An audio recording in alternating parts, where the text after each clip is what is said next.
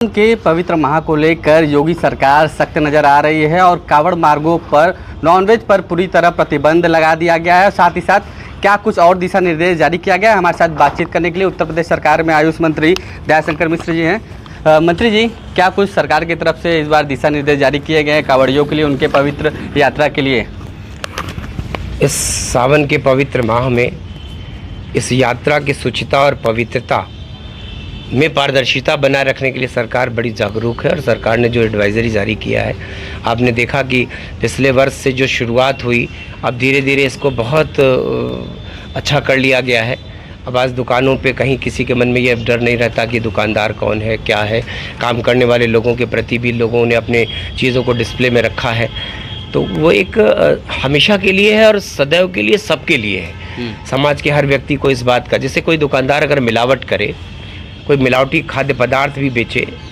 तो भी जब कोई व्यक्ति सोचता है कि इसके खिलाफ मुझको शिकायत करनी है, तो शिकायत किससे करे? तो ऐसे में उस व्यक्ति को लगता है कि इस दुकानदार को जाने बगैर, रजिस्ट्रेशन नंबर जाने बगैर, आज जो बारकोड है, हर दुकानदार के अपने बारकोड हैं, आप उनसे जब उसको ओपन करते हैं तो सब कुछ आपके सामने आ जाता है। तो ये एक पारदर्शिता के लिए किया गया काम है। और मीट मांस तो से परहेज़ है ही है कि उस रास्ते पे न बिके, न मिले, न दिखे तो ज़्यादा अच्छा है।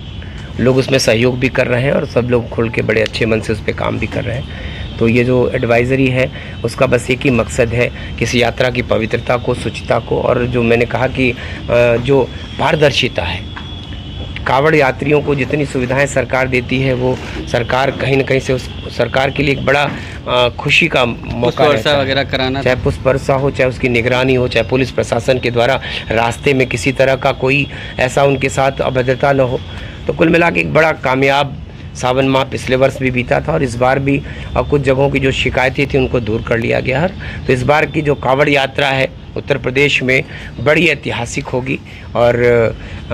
जब पूरा उत्तर प्रदेश आपको शिवमय दिखेगा, कावड़ यात्रियों को सरकार ने जिस तरीके से उनके लिए प्लान किया है, जिलेवार जो समीक्षाएं हुई हैं, तो उसको बहुत सार्थक परिणाम आपको दिखेगा। अच्छा, हाईटेक सुरक्षा के बीच कावड़िए जो होंगे वो बाबा के धाम पहुंचेंगे, ड्रोन से निगरानी की जाएगी, जगह जगह पुलिसकर्मी उनके लिए तैनात रहेंगे ताकि किसी प्रकार की उनको किसी प्रकार की समस्या ना हो। देखिए, कल और आज का फ़र्क आपको दिखाई देता है कि आज समाज का कोई ऐसा तबका नहीं है जो कावड़ यात्रियों की सेवा न करना चाहता हो। चाहे उनके रास्ते में खाने पीने का इंतजाम, जिसकी जो श्रद्धा होती है, अपने आप मैंने कहा कि श्रद्धा जगाई नहीं जाती है, श्रद्धा स्वतः जगती है और वो समाज में आपको इस पूरे सावन माह में दिखती भी है कि रास्ता कोई भी हो, कितनों कठिन रास्ता हो, लेकिन उनकी सुविधाओं के लिए लोगों ने खाने पीने का इंतज़ाम हो, उनके